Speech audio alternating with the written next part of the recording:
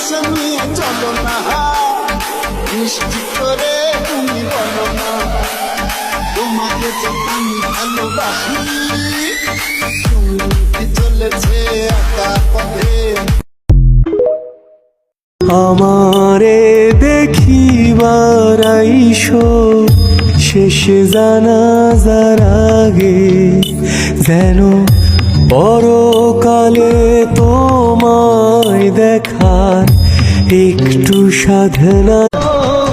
লাইফে একজনকে খুশি রাখার জন্য হাজার জনকেও কষ্ট দিছি, তবুও তার মন পাই নেই।